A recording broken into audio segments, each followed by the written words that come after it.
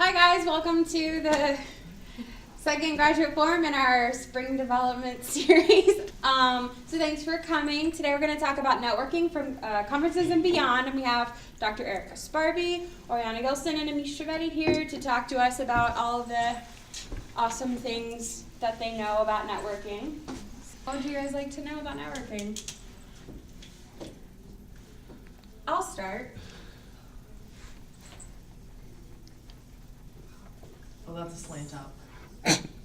Purpose. She's gonna be so self-conscious about her board writing by the end of What if it's this. like every word slants up, but as a whole it slants down? What does that mean? The trend, like you gotta follow the line, yeah. Yeah. Also, I like how she like started writing above her own, like where she had to like stand on her tippy toes. Well, I have to start at the top. If I started where I could reach, we could get two questions. Yeah, I don't That's think it's fair. fair that Shelby had to Chuck? like writing above her head.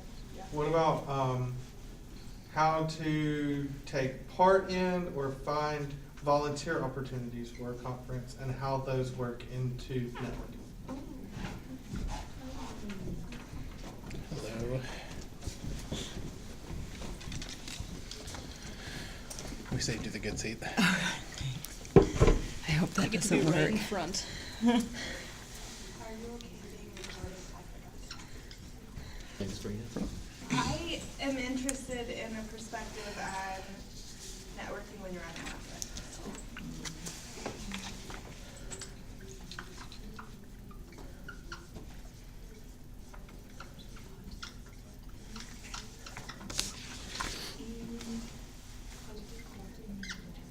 You actually prepared a talk?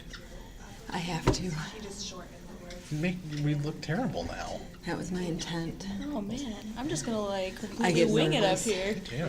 I was just gonna be really snarky for. When you hear my stories, you'll see why I had to prepare a talk. I'm the perspective of someone who's not good at this. Oh, I see now. Okay. Anything else? What role does Twitter play in networking? Because everybody tells me to be on Twitter, but I kind of hate Twitter. I'll just do it. Tell you that Things every do it. day. You need to do it. Okay. Plan to see social media. Yeah, no, Yeah, everybody yeah, says Twitter. Facebook, I'm like, but Twitter is Yeah, what but everyone tells me Chris to is do. hella. Oh, yeah. That's because he can't fit anything he writes on Twitter. It is. Shots have been fired. No, I hope Mike picks that up and you can do like a blooper reel of So them being far we snarky have about their college. how to maintain connections, how to take part in or find volunteer opportunities and connect those to networking, how to do networking on the job market, how to utilize networking in general, and then what role does social media play. Anything else that you guys want to know? I'll also throw out there unique networking opportunities that I could talk about, like things you don't normally think of.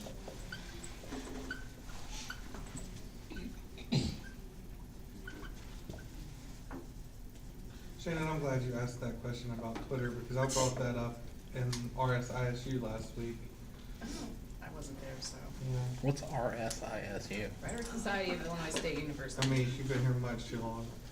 Why would I know about the Rhetoric Society of anywhere, much less ISU? Fair enough. It's a really cool group. Really, I'm sure it is. It sounds fascinating. It's really awesome. It's got a great It's a little acronym. back row. Going once. Twice. Can't ask any questions if you don't ask Yeah, them that's now. it. This is it. We can't read your minds either. About 3:30? All right, we're done. We're at Forever Hold Your Peace. Oh, turn it over to you guys to do whatever you want to do.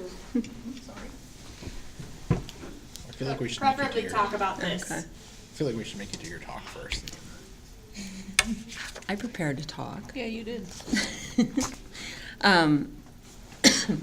So I can go first if you want, just because then that's out of the way. If you would like to. And I think it addresses some of these up there. I'm that person. I also have a couple in 14-point font, if anyone would like it. Okay. So I'll kind of read off of it. I'll kind of just talk. I haven't done one before, so I didn't know how formal we were supposed to be. So my name's Oriana Gilson. I'm a fourth-year PhD student here in rhetoric, composition, technical communication. And I was actually asked to take part today because, as Sarah so delicately put it, I am neither in love with nor do I necessarily excel at networking. Which I self-admittedly do not. So she thought I could offer some advice to those who might not be totally comfortable or confident in networking. So the way I sort of wrote it up is I chose 3 stories to kind of share, and hopefully they offer some tips to take away. So to provide a little bit of context, I wouldn't actually consider myself someone who's shy or would call myself socially awkward necessarily, but I am self-conscious, and I am particularly self-conscious when I feel ill-prepared, or I feel like I have to convey a sense that I know what I'm talking about if I actually don't think I know what I'm talking about. So some of you might appreciate that embodying the role of an emerging scholar has not been a totally comfortable one for me, because I sort of frequently find myself thinking that I am less prepared or know way less than everybody else around me. So I chose a few stories where that sort of emerged and what I learned from it. So the first one is when I attended the SEAS conference in Houston a couple years ago. So I was a second-year PhD student at that time, and this was really my first conference. I had gone to an NCTE conference when I was a high school teacher, but just as an attendee, and didn't feel any compulsion to make connections or anything at that. So I truly did just enjoy the conference. So I started with the biggest conference in the field. I went to SEAS as my first conference, and it was a little overwhelming. So one night, friends and I, Sarah and Lisa Dooley, and I were invited to the MSU party at a Tex-Mex restaurant bar there. And so we attended. Not long after we had been there, and Dr. Haas came up to me, to the 3 of us, and said, "I'm going to take you to meet Jeff Grable. I hope you have something smart to say." I didn't. I had nothing smart to say at all. So I actually don't remember exactly what I said, but he smiled at me and said something like, "Interesting, tell me more about that."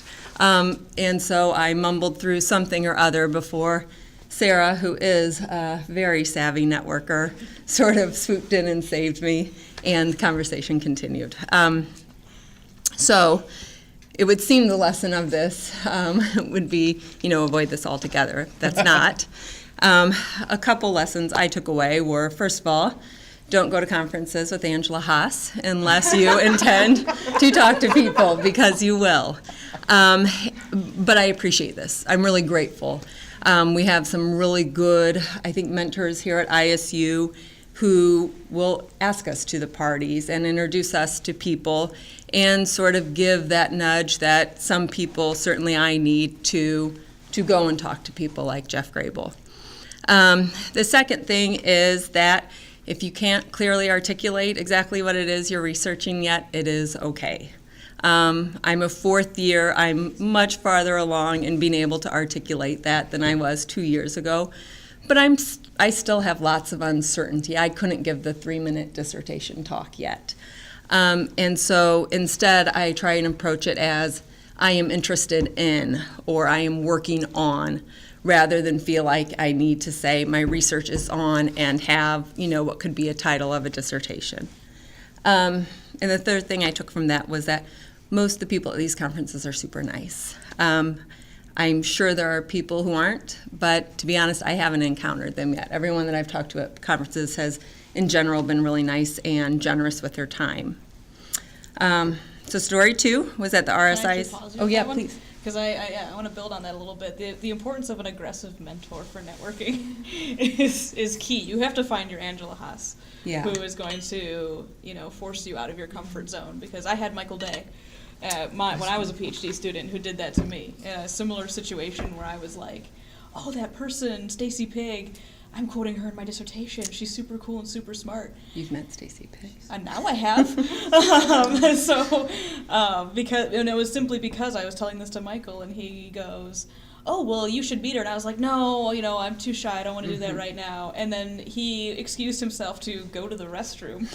And before I knew it, she was coming and sitting in his spot where we were, and then started talking with me. So it's important to have those people who are going to like force you out, even though it's super awkward and you feel awful about it at the time. You And still to take them up on their invites when they ask you. Exactly, yeah. And then you get that chance to build that connection, though.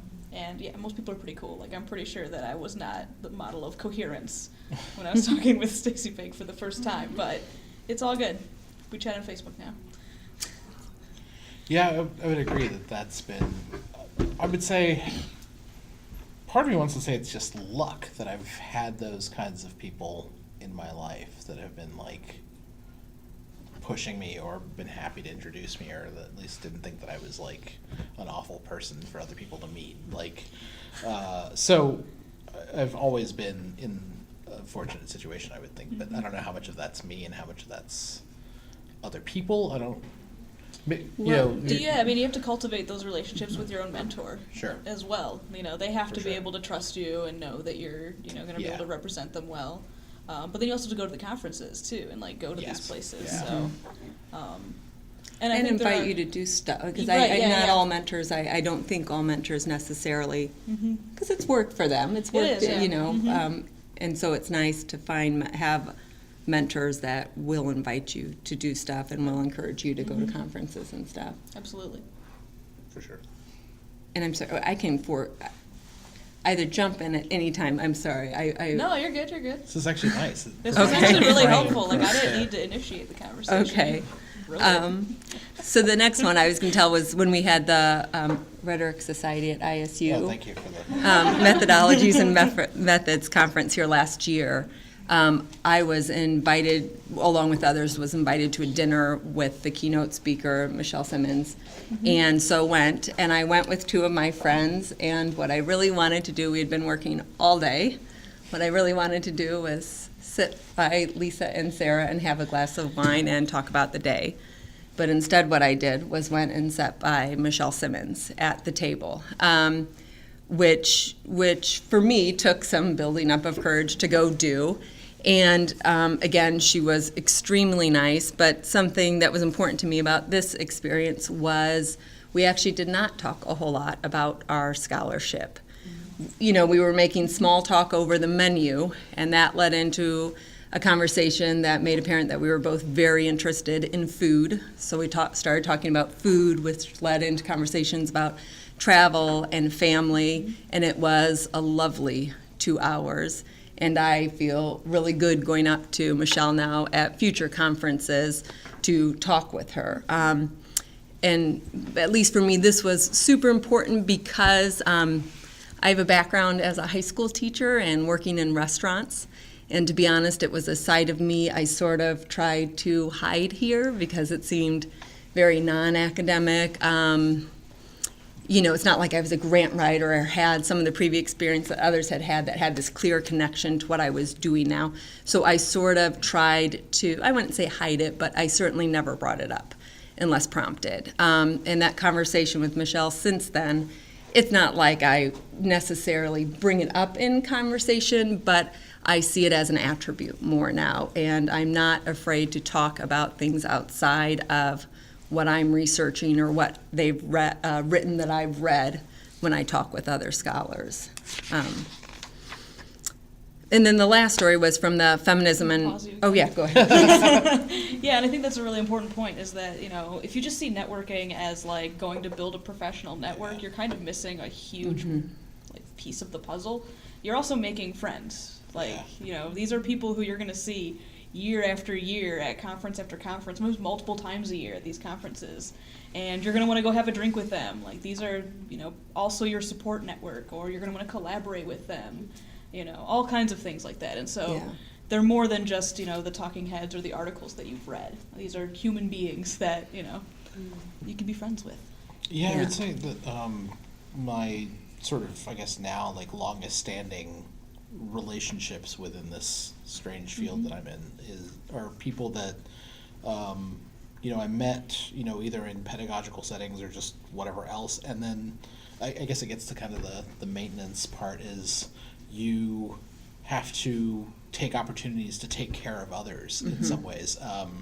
When I was doing my MFA and I found out there was like a grant to bring in, you could get like $500 to bring someone in. I brought in my TA from undergrad that had like the first creative writing class I'd had. That's awesome. And like, taught his book and like flew him out, and like you have to do those, it's not just about yourself. I knew that would be good for him. So you kind of have to take advantage of those things, and also like you have to spot them out and make it two ways.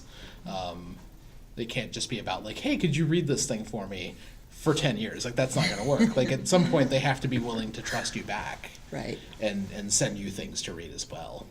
Which, with one person, I feel like after 15 years, I finally just got the, like, email, like, hey, would you, like, look over a thing? And it was like, oh, wow, okay, sure. Like, I didn't, and you can't, like, get overly excited either. You have to. It's exciting, though. It is exciting. Is that a humble brag? Is that what those are? I don't mean to make it seem like that, but I mean it becomes a two-way thing, right? Yeah. Yeah. Story 3. Stories. So the last one was at the Femrets conference, and they had a meet and greet for people interested in medical rhetorics. So I intended to go to this meet and greet, partly by the prompting of my mentors, because a meet and greet sounds, there's few things I would like to do less than that.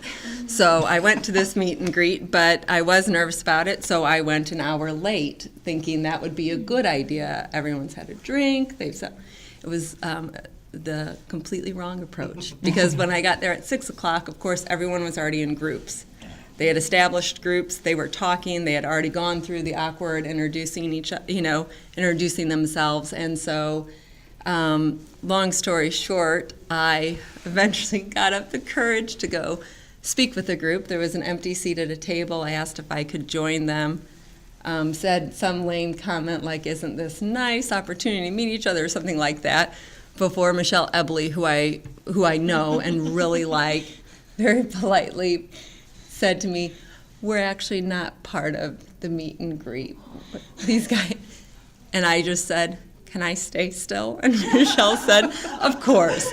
And so I stayed and talked. And it was great. To be honest, it was great. She's a wonderful woman. She made me feel right at home. I still learned a lot of stuff, not about medical rhetorics, but about other things. But I learned that from now on, for stuff like that, I should go not just on time, but early, so that I'm the one who's standing there when people come in, so that I have a reason to go up and say, hi, are you here for whatever, I'm Oriana, blah, blah, blah.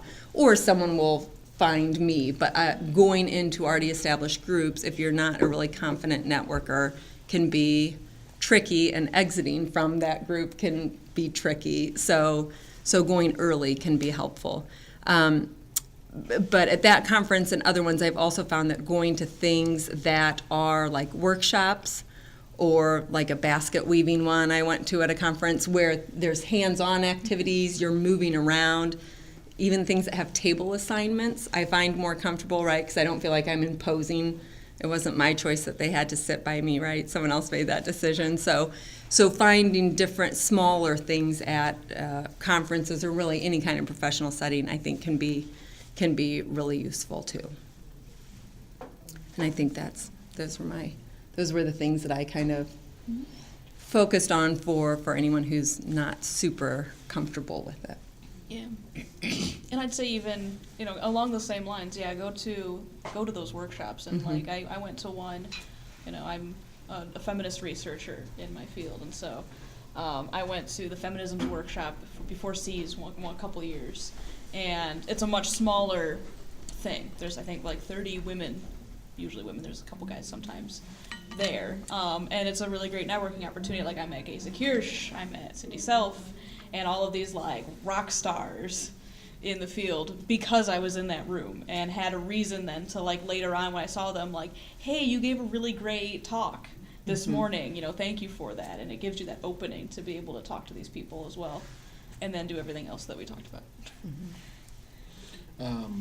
Yeah, I feel like there's not the same thing on the AWP front, which is a big, messy conference.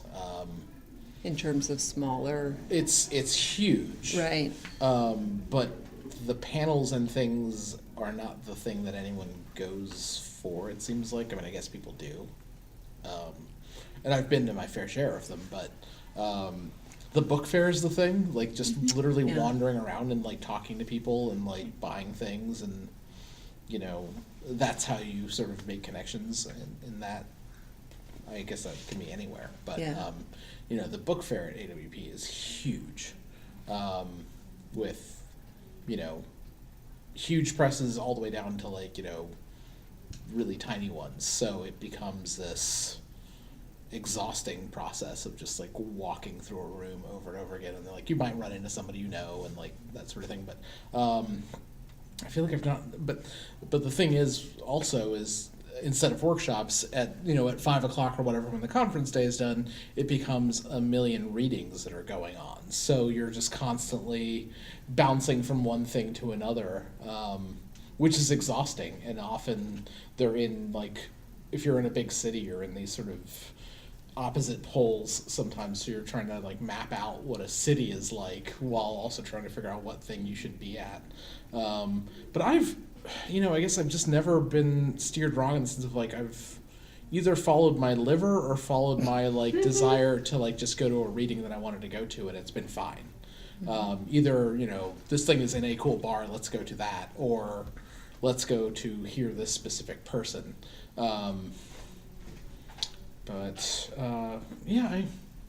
trying to think what sort of the equivalent is of like these extra things. I mean, I guess there are Both sort of those things you mentioned sound like the equivalent. I guess to me, so. Yeah.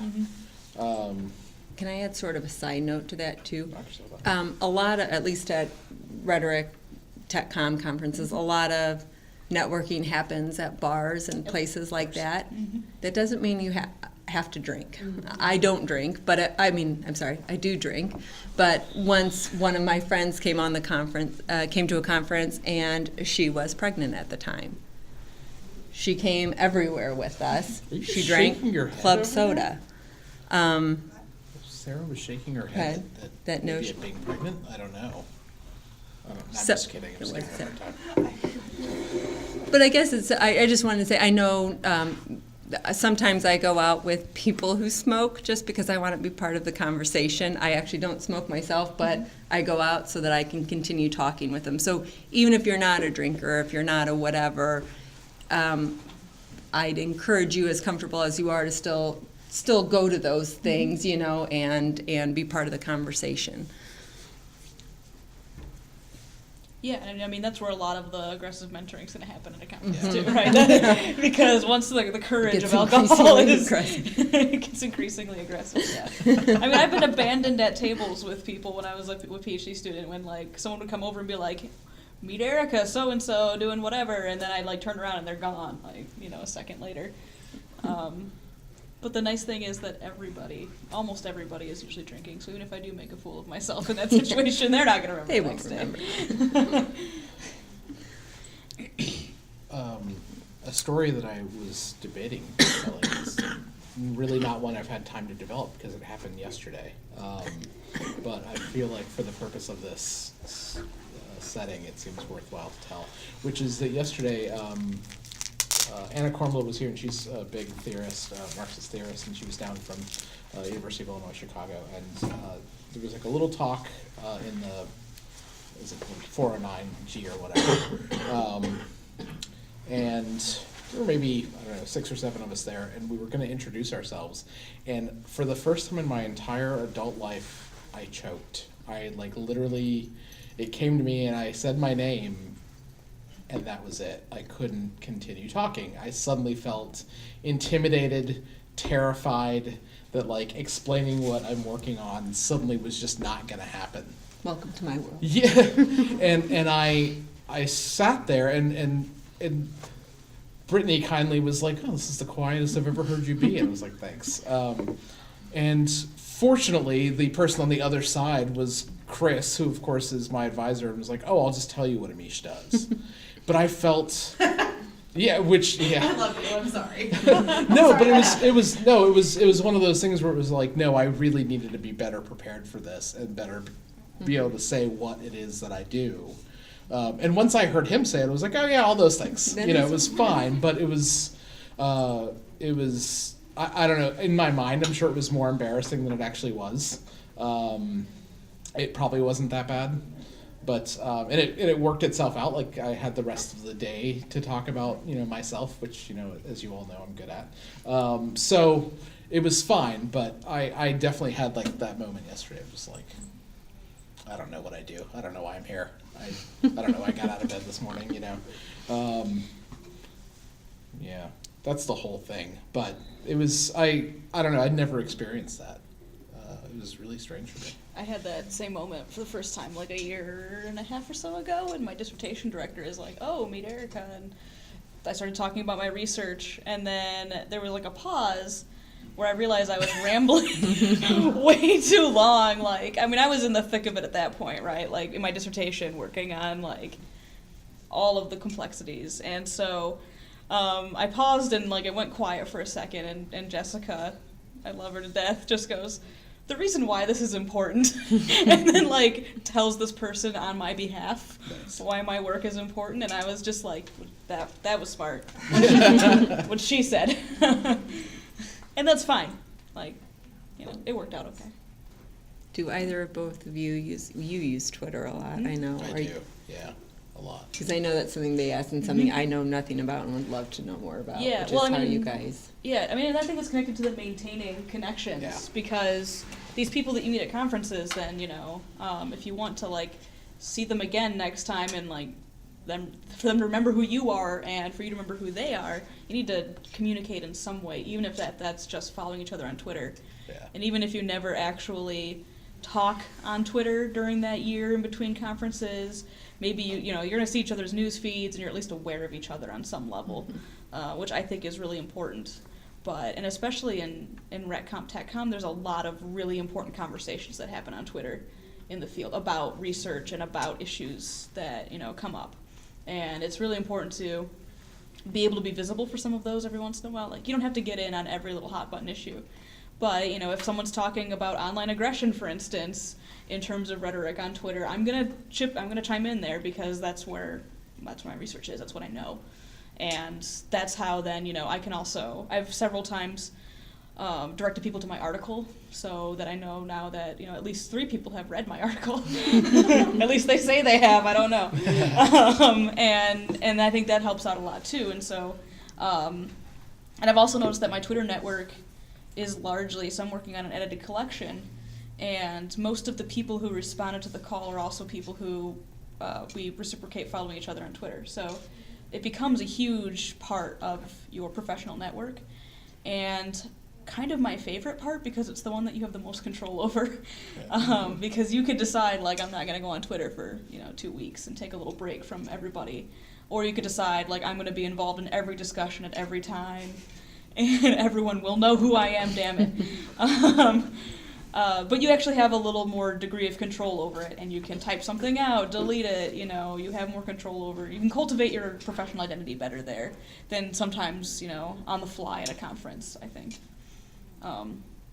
Another aspect of social media, too, is Facebook. A lot of people have been adding me on Facebook in the last year, which is great. Like, they're great people. But I've actually, I don't want to say no to them, because these are, a couple of them are pretty big rock stars, like Stephanie Vai added me, and I was like, I can't say no to Stephanie. But now my Facebook has become less of a personal space because of that as well, so I think having a Twitter has filtered more people to my Twitter than to my Facebook. And LinkedIn is basically worthless in academia. I was using that hardcore at first, 5 years ago, adding people on LinkedIn, but I don't think anyone in academia really uses it that much anymore. I can't remember the last time I've logged in and added someone in the field or anything like that. It's been forever. Yeah, I can't remember when I quit LinkedIn. It's been so long since I stopped using it. Yeah. Like I just stopped. But I also stopped using Facebook, which has been, I'm sure my heart rate is way lower, which has been great. But then I get the occasional message of like, did you unfriend me? Because you can keep Messenger now, but you can get rid of like your main account or deactivate your main account. So I'm still communicating with people that I normally communicate with, but not on a like semi-public scale. But people can still write me, which is nice. But Twitter, yeah, it's which conversations do you want to jump into? And the way I decided is like, is this something that I'm either in the middle of doing or going to do? Right. So I've been seeing a lot of discussions lately, like why are people like promoting poets who just have a lot of followers? Like, is their work any good? And you know, that's something that I usually hop in on because that's something I'm interested in, like that discussion of like, does this matter? And was it always a popularity contest? Like, did social media really change the conversation, or did it just you know, mutate in some way? Yes, don't swing at every pitch, but pick your pitches to swing at. Like, you want to connect. But I've had times, there was this one conversation lately where it was back and forth between someone I know really well and somebody who's a rock star, and the rock star would not respond to me at all. Kept responding to this other person, and finally the other person was like, why aren't you responding to me? She's making really good points. And they literally were like, I don't know who that is. And so that it creates this weird dynamic, I think, that if we were in a space, there'd be no way to ignore a third person in a conversation, but you can kind of ignore people in the social media world. But I think, too, is like, especially with Twitter, like just upkeeping like your account, like actually just posting things once in a while that looks like you're active, because I know this is going to sound terrible. Once in a while I'll go through and be like, oh, I haven't seen anything from this person in like 6 months, forget them, like I'm going to unfollow them, I don't care anymore. Which means that you might miss something when something comes along. Are you getting your phone to go post something now before you get unfollowed? But I mean, I just, you know, I'm petty with it, I guess, in that way, which is probably terrible. But You're not the only one, though. So, I mean, that's pretty common. In fact, I've seen a couple people in my professional network say, like, you know, I wanted to cull who I'm following, so I went through and saw if someone hasn't posted in like a year, then I'm not going to have a, you know, bog down my Twitter. But who here has a Twitter? Okay. Almost everyone. So the two of you who don't, get on it. You need to do that today. Yeah. Like, no, but I'm pretty serious. Like, you need a Twitter. Those of you who have it, who's active, like posts minimum once a week. Yeah. One person. You weren't asking for active workers? Yeah. I read a lot. Yeah, no. So, I mean, that's like one of my biggest things. One of those things that people, I think, overlook a lot. And especially, well, like Sarah, you're hoping to go on the market soon. So, for sure, you definitely need to be on there and active. Not to single you out, but you do. And I don't know if anyone else is planning on going on soon, but it's a way of showing that, like, you're, you know, a human, and like people are going to Google you when you're looking for a job, right? Yeah. And one thing that will show up is your Twitter account. And if you got some tweets about relevant things to your field, and like they see that you're following the people you need to be following, like that's going to only look good for you. The pin thing is really nice now. Like, I hadn't tweeted probably in like a week or two, and I was like, oh, I've got some readings coming up. I'm going to tweet it, and then I'm going to pin it, and that way anytime anyone goes to my page now, it's going to be the first thing that pops up. Exactly. For them to see. It's like, okay, that's promotional material, and it's also like I'm doing something that's engaging and active. But yeah, I don't know. I think it's perfectly reasonable that no one really sees the labor that goes into a tweet, so you can spend some time coming up with something you want to tweet about. Yeah, and now you have 280 characters to do it, so. Which is, of course, ruined What a Twitter. time to be alive. Yeah. It has. Although, you know, it ruined Twitter when it went from 70 to 140. Exactly. So we'll make it through. We'll suffice. Doubling quantity and having quality at the same time. We'll try. One question that I want to make sure gets answered, because I think I'm the only one that can speak to it, is the networking on the market. And I would say so well on the market, if that's when you're beginning your networking, that's a little too late in the game. So you definitely want to be thinking about it well before you go on the market, and just going to conferences and things, and kind of tying into unique networking opportunities. Apply for awards and apply for like grants and things, because even the ones that you don't get, people still read your work and they're still reading your stuff. And I've had people say, you know, like when they met me and they hear my name and go, oh, I'm pretty sure that I read your application for this thing that I didn't get, but they were still impressed. Like, it wasn't like, just because you don't get it doesn't mean it wasn't good quality stuff, right? And so that was, you know, one little way that my work was getting out there, my name was getting out there. And so doing those kinds of things.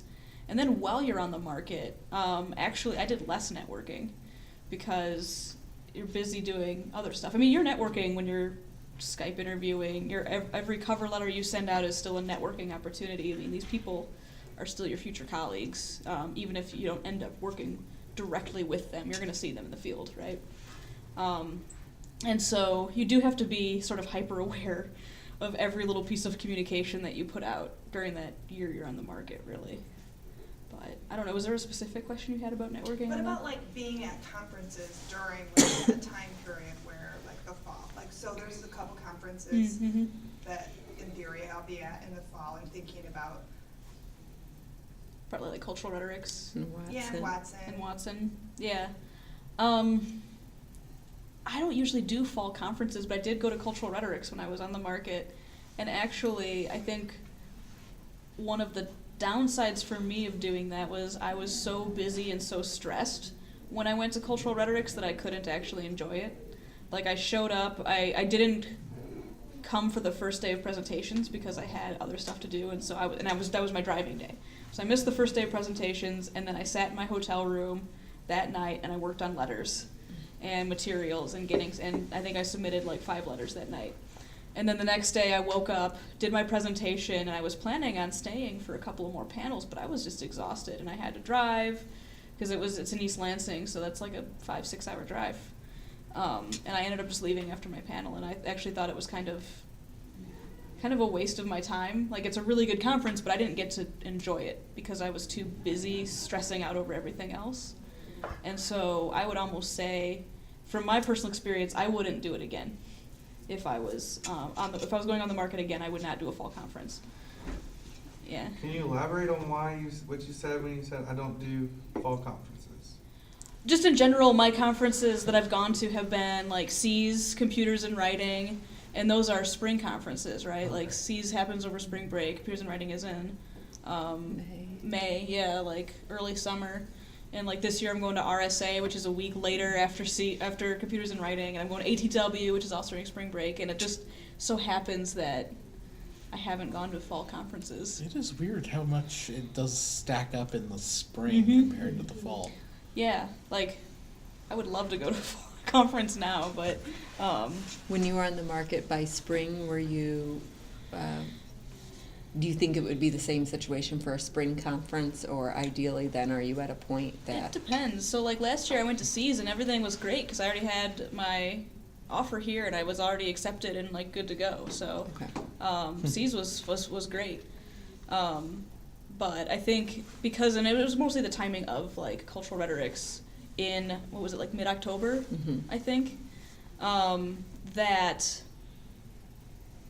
it was just like too much. I was pretty early in the search still, and I was still at the point where like the job list had come out like maybe a month before, so I was still kind of like catching up on some of those, trying to do like 10 applications a week, and it's not as daunting as it seems. I saw you like breathe in, like, but there was just a lot of stuff happening because you're also teaching, and you're also I was still working on my dissertation at that time, so like I had 2 chapters done, and I was working on my 3rd at that point, and so all of these things balancing, and it was just a lot in mid-October for all of the stuff was like happening right then. So well, I just wondered, like, so Oriana's gonna be on the market at the same time as me, so like for us, like the people that come to some of those conferences are the types of people we want to work with. So, absolutely. Yeah, so I was just. And I'm not saying like don't go. Yeah. I'm saying for me that I didn't benefit as much as I would have liked to because of that. Yeah. Because of that situation. But you've already been to cultural rhetorics before too, so it might be a little different. That was my first and only time having gone. And so I didn't know a lot of the people. And for me, I'm also severely introverted. So like the idea of already being exhausted and then meeting new people was really daunting. And I was just like, nah, I'm just staying in my hotel room. Like, I don't want to go anywhere. I don't want to do anything. And so already having a network of people at a conference is going to make that easier anyway. And chances are there'll be other people there who are also on the market, and y'all can like get together and vent, and you know, and that's also valuable. Right. Very valuable professional networking. Erica, can I ask you to maybe see if you could connect the job market to utilizing network connections? Because I feel like people talk a lot about like do the networking, make those connections, and then like I know people now. What do I do with that? How do I use that network? Absolutely. I mean, so one of the ways that I used it, so there's several different ways. So one of them dates back to 2014 Computers and Writing that I went to, and happened to get to meet Cindy Self a couple times. And so then I like spent a day working up the courage to go to her and say, can I run my dissertation idea by you? Like, it's kind of inspired by a lot of your work, which she gets all the time.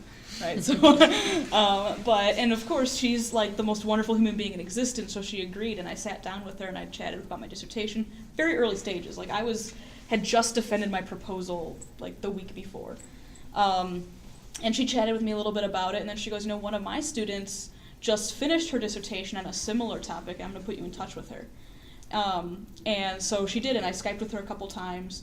And we became really good friends, and then she got a job at University of Massachusetts Dartmouth and became an outside letter writer for me later. So I was able to call on her, and then, you know, that helped quite a bit to not only have a name that had a couple publications out at that point, was pretty well getting to be established in the field, had the great letterhead from an awesome university, and so I was able to utilize that.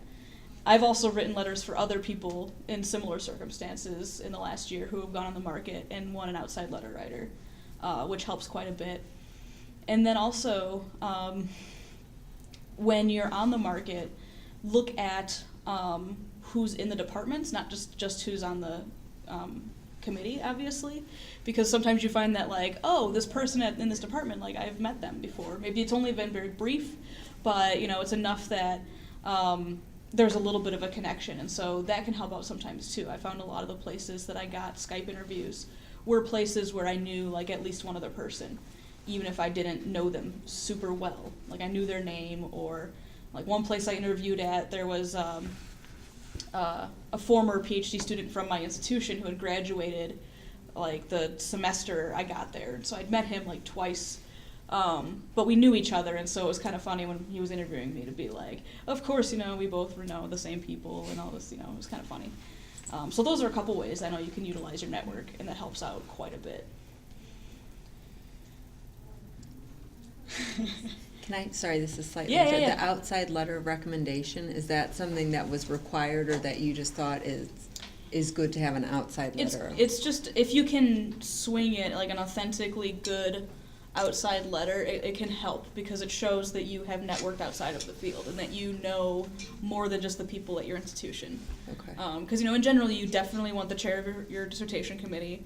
You definitely want someone else who knows your work really well, probably also on your committee. Mm-hmm. But then that third letter, I've always heard and have found to be true, is pretty flexible as long as you can get someone who can really speak to you.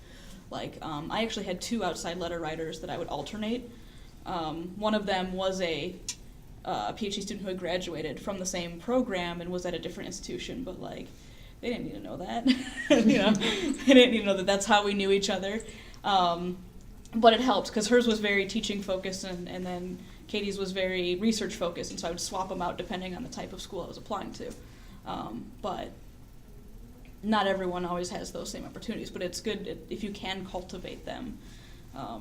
Because then the person one of the people I wrote a letter for her this job market season when she wanted to go back on, so it could be reciprocated too. That's great. What about 2 sides? I see academia, edu, and so those rock stars, they also share their papers. Oh, Is okay. it somehow related to networking? Or like ResearchGate? It could be. I'm on one of them. I don't remember which one. I think I'm on ResearchGate because that's the better one to, like, I use it actually just to get resources. When, like, I need an article that I can't find, I can reach out, or sometimes find it uploaded there, or I can reach out to the author and say, can I have your stuff? But I haven't done much networking there, although I could see it as a tool for that, because you can follow other people and, you know, stuff like that. I do keep my current. Like, anytime I'm able to upload something that I've done there, I will, in case someone is looking for something and wants to find it. And I suppose that is kind of like unconscious networking in some ways. Mhm.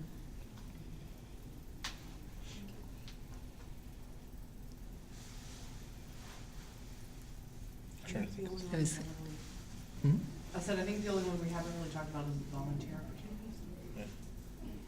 I don't know if any of you can speak to that. I can, if you want me just to keep talking. So, I mean, I've done a little bit. I volunteered at Seas last year to help out.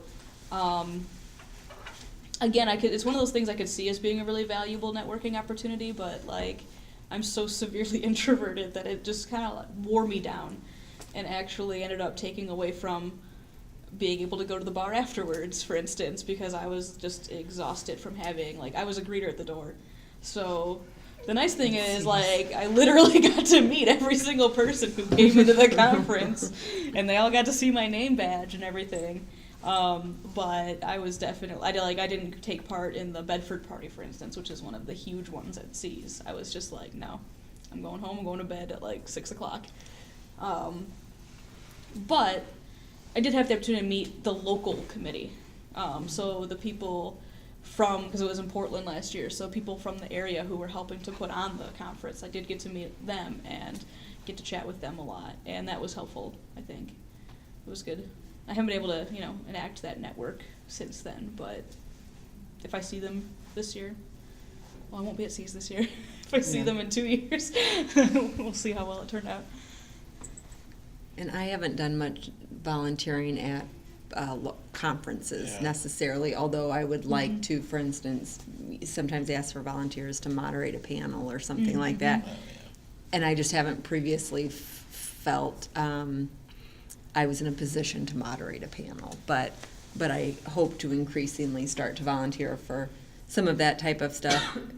And although actually a greeter at a door sounds kind of pleasant to me, I've been given advice to also look for volunteering opportunities that you see yourself getting something from as well.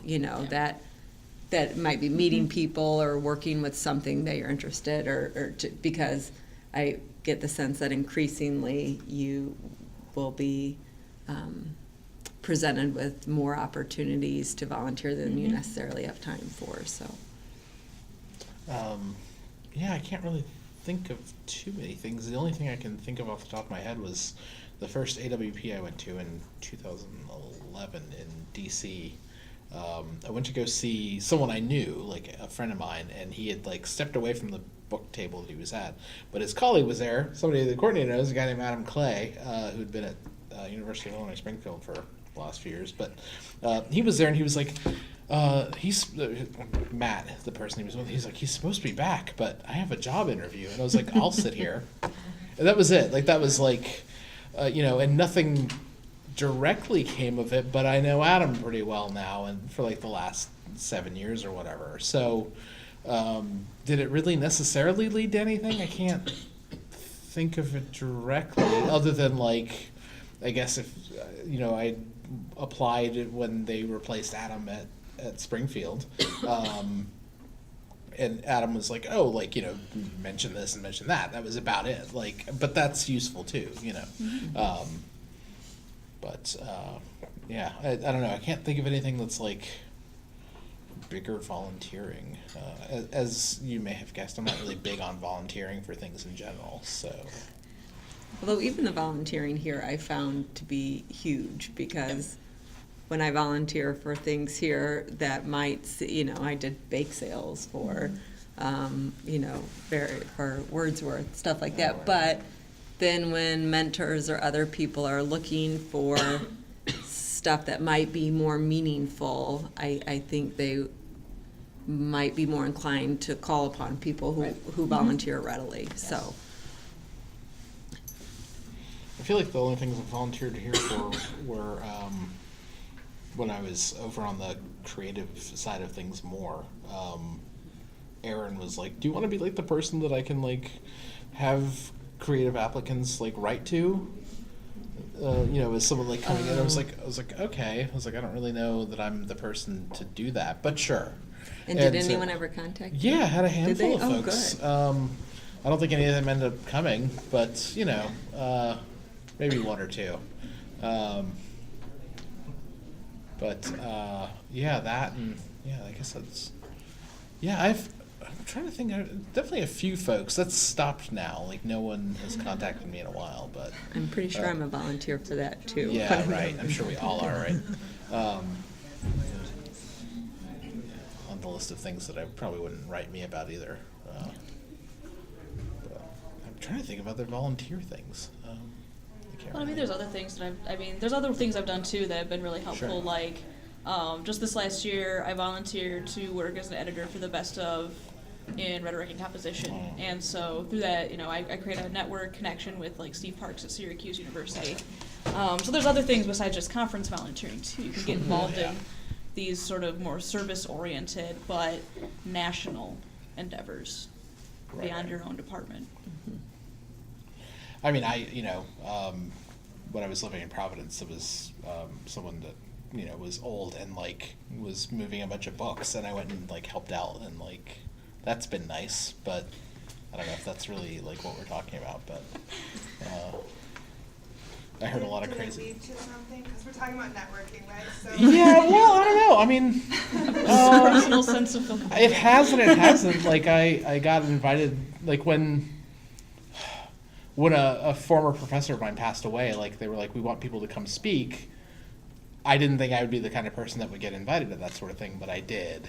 And like, it's not something you necessarily list on a CV, but people still write me and like, oh yeah, I remember your talk from that thing. Or, people who are like heroes of mine, people that I'm like, oh my God, I can't believe you're like talking to me. Wrote me afterwards or have been in touch about other things. So yes and no. I mean, yes, those kinds of things, like that's a pitch you have to swing at, when someone is like, do you want to come do a thing? Like, yes, especially if they're paying for it, obviously. But you have to get there too, right? Like you have to be somebody that they know they can rely on too, which is, we were talking about, like your mentor has to know that you're going to be willing to step up. Angela, you've got your hand up there. Why did you say it's something you can't put on your CV? It's an invited talk. A memorial? You think it's Sure. something you would put on? I mean, okay, that's fair. I don't. I would say yes. Yeah, but I'm also not. It's an academic CV. Yeah. It's a resume now. Sure. But if it's an academic CV, that speaks to the very things you're saying, your ethos, right? Sure. With your mentors, with your program, that you were chosen, selected, invited. That's more than, you didn't just show up, Right. For a Right. memorial. Yeah. You were invited to speak. And Sure. so I actually argue that should be on your Fair. CV because that speaks to your reputation, how dependable you are, how thoughtful you Fair are, enough. what a great rhetorician you are, yada, yada, yada. Yeah. Steve Halley and I go back and forth on this all the time because he lists everything that he does, like every reading he does, every publication he gets, every little thing that he gets, poetry world-wise, he will put on the CV, and I don't. Let's whether meet that's... next week. Bring your CV. Bring my CV, okay. But I don't know, I feel like there are certain, I don't know, we can, obviously, we'll Yeah, disagree. we can talk more about this. I mean, Sure. that's your decision to make, but what Yeah. I'm saying, I guess with everybody here, that No, fair. I think that I think it is an option, whether or not you choose to take that option. I Fair. think you can. I agree. I don't think I would fault anyone else for taking it. If I came to someone's CD and it said that they had spoken at a memorial, I don't know that I would be like, oh, I wouldn't be disgusted by it. But Maybe I would be. I don't know. Hasn't come up yet. I have to leave right now, so I just want to say a couple of quick things. The first big thing is, while networking, remember self-care. So, I mean, the biggest takeaway from the stories I've told is that I am hugely introverted and networking is terrifying. I'm weirdly good at it, like, once I get started, but the initial, like, just making myself do it is really difficult. And so, as I told you from the story of, like, when I went to cultural rhetorics, I was just so emotionally exhausted I could not network, right? I did not practice self-care in that instance. And so, making sure that you're getting enough rest when you're going to conferences, making sure that you're eating healthy when you're, eating as you normally would, I should say, like, when you're at a conference. Like, just because you're at a conference, don't, binge on all the junk food that you don't normally, because then you're just going to feel like crap. Personal experience. But making sure that you're practicing that self-care so that you can network, and so you do have a sharp mind when you're talking with people. There was something else I was going to say now, but I don't remember what it is, so I gotta go. Talk about rock star moves, just walk. Yeah. Yep, then, boom, done. If she gets to be done, do we get to... Yeah, no problem. No problem, my pleasure. Does anyone have a last question while I am walking towards the door? Nope. All right. I don't really know how we're going to carry this on What our do you own. think about doing like role play networking? Can you define what you mean by that? Meaning, like, for people who are more awkward, like, like we could do like a little skit at some point. Would anybody be interested? I love this idea. We can also record it. Yeah. I put it on the Facebook, like all these things, so people who. I don't want to be recorded doing that. Yeah, Erica no. and I can do Yeah, this. Oh. this is like a series of videos. You mean like the what not to do's? Both We can get a and. writing Oh, program yeah. anyway for those Successful students do situation it. is the less. Yeah, I could do that. Try not to Both punch and. anyone in the I face. believe in That's role always a playing, good right? rule, I Because feel I like. think until you do it, right, you don't really know Don't begin how crying. to do it. And so having some of those moments, I think, can be helpful, because I haven't always prepped everybody I've worked with, and I'll introduce them to, somebody they've been citing in their dissertation, right? And be like, hey, this is so-and-so, and then it sometimes can be like, oh my God, I can't believe you just introduced me to this rock I star. might have shared a story about an instance you are And some describing. people respond better than others, but I realize I don't always tell people how to, because I've had, one student say, yeah, I already met you. It's like, no, that's not the right response. Or, freak out and turn around and walk away, right? Also not, but I can understand that, right? So there's all different types of responses, and I think that that we talk about networking, but we don't always demonstrate what that looks like, or how to make those rhetorical moves. Like, oh, it's so nice to meet you. This article is really important to me that you wrote. What are you working on now? Like, and then that takes the pressure off you, and it makes them do the talking, right? And it quickly does the turnaround, right? Yeah. And I will say that I can train you how to take an awkward moment and make it just slightly less awkward. Like, that's my forte. Just like being super awkward, but it's cool. So. Great. I also have to go. Thank you. Good luck. All right. See y'all later. Have a good weekend. I don't think we can carry this on our own, but No, we're Are there other good. questions that you guys have Yeah, though that's- that we haven't addressed? that would be good. Anybody have anything else? Do you guys have any other seeds of wisdom? I like that implies that we've already shared seeds of wisdom, so thank you. I don't know what we've done so far. Slightly disappointed that Amish told a story and then didn't give us some bullet points of like, here's what I took away from it. What I took away from it is that I don't know. I haven't processed it yet. It's a new story. Chris It's saved your ass. yes. Chris saved my ass, and that's it. That's the whole bullet Amish point. can actually know how to not say something. Yeah, You gotta yes. take away from that story. It's rare. Just quiet. It's very rare. That's like a big deal. It was a big deal. It was very weird. No one can teach you that it's okay to just like walk up to people and say hello. Like, I don't know. That's like it's like it's like the introvert's problem, right? Like, and I don't think I would describe myself as an introvert in any way. No. So Nobody would describe you as an I don't introvert. necessarily get I understand the impulse, but I don't know. I've always been lifelong. I mean, I have lots of advantages, which is I'm a dude, which is always easy. That I can just walk up to anyone and not fear for anything. So that's not really fair, and I'm sorry for that. But I mean, I think it's a ridiculous standard. But I don't know. I also grew up with parents that are super extroverted. So my dad can talk to like any person at all about anything. Huh? Yeah. Yes. Which is why I got along really well with your dad. It's like we're both the same. It's like we could talk. Talk about anything. Yeah, and that's fine. But I understand that that's difficult, and I don't. But I can't. No one can teach you that. Like no one can teach you that that's perfectly fine. So I don't. That's like the thing that's like the outlier, right? Like we can practice it. But like if I walk up to Shelby, like Shelby already knows me. Like we can't role play what it's like.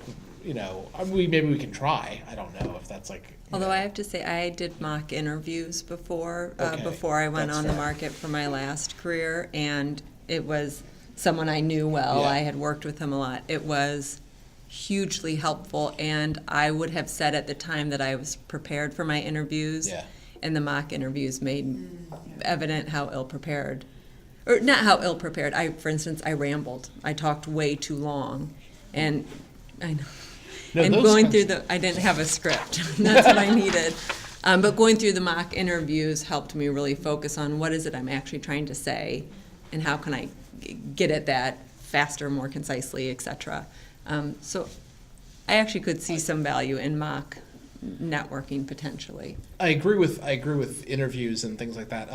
The English Studies exam has the nice benefit that if you have people read it and they might ask you questions, because you're going to get questions when you go into it. So, I had two people who were really familiar with my work read everything, and then they came up with questions to ask me, and it worked out well. That like when I got into the actual, they were actually way harder on me than the faculty were when I got in there. So, of course, one of those people was Ben, who made me feel terrible about myself. So, but like and then you're prepared. But I do totally get the benefit of like those directed things. I just don't know that.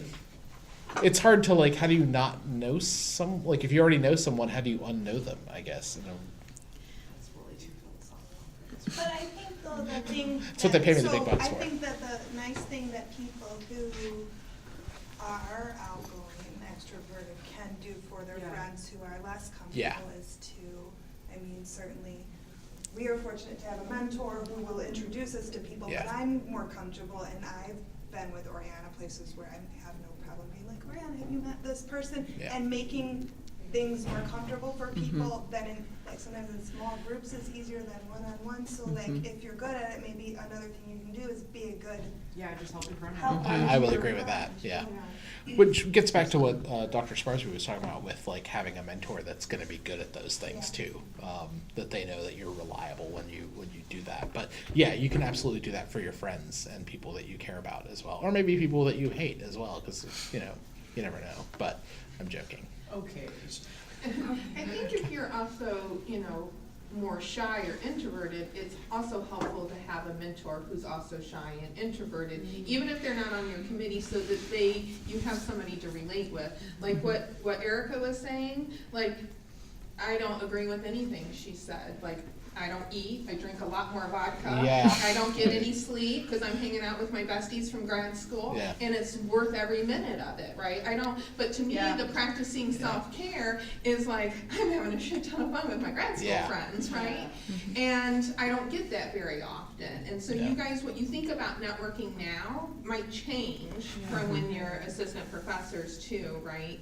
Or full professors for all I know, right? I think that shifts, but I think that if you're introverted, it's helpful to have, because I think I'm intimidating for some of my the shyer students with whom I work. Whereas when they talk with Julie Jung, they help normalize their, experiences of being more introverted, and she can better model for them what self-care looks like for them, right? So she'll have like one big outing, right? One night during a week-long conference. And so that also, it doesn't set me up as the standard, which isn't a healthy standard for people who aren't also, you know, Right, extroverted. I'm with you. So I do think that having a diversity of mentors and how they network is helpful too. I do feel like I definitely run myself ragged for 4 days and then come back and like, blow off a couple things at the start of the next week.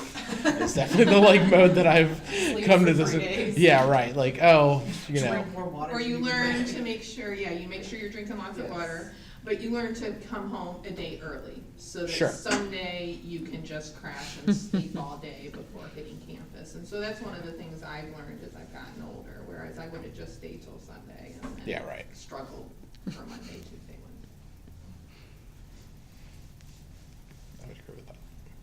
Also, if you're not great at it at first, don't think that you're just not great at it. Don't Yeah. make that your narrative, right? I mean, I know those of you who believe me probably do not believe me when I say this, but the first time I went to a conference, I made a freaking fool of myself. I mean, the first person I met who was a big name person in the field, and they told me they liked my top. This is Geneva Smitherman, so if you know anything about linguistics, or, she's like huge, like the big. And so I met her, and she told me she liked my top, and I'm like, oh, really? I have a hole in it. Who says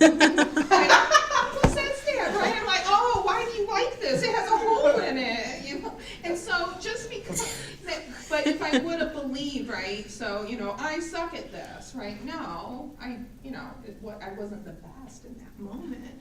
But, this is why I think in some ways maybe, mock or role play networking can help. With those types of things. So also, be open to revising your own narrative about what kind of networker you are. Yeah. And this may seem small, but it has helped me to stop thinking of it as networking. Yeah. And instead to just think of individual conversations I'm trying to have. I do better when I just think I'm going to talk with this person, instead of if I purposefully have to gear myself up to go to something to network, it's trickier for me. Yeah, I agree that that was when you guys wrote and were like networking. I was like, do I really do that, or do I just show up and act like me? And Which and it just I usually appreciate works is out. networking. It's something, the Yeah. terminology I get caught up with. But I think we were kind of talking about it earlier. Like, it's not just about what you can get out of someone else. That it should never be about that. Sometimes it kind of ends up being that way, but it should never just be like, this is going to happen so that I can get these things and fulfill my ambition in this world and whatever else. I don't know what people do. But I don't know. I just like talking to people, so it's been okay most of my life until yesterday. I don't know. Maybe I broke it yesterday. We all choke.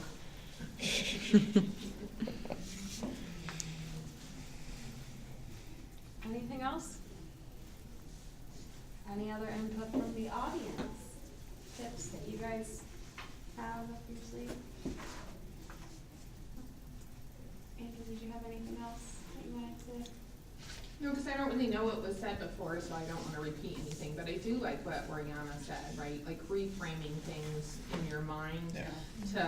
I tell students to do that all the time with exams who are like freaked out of, like, don't call it stop calling it an exam, right? I mean, really, it's the length of a longer seminar paper.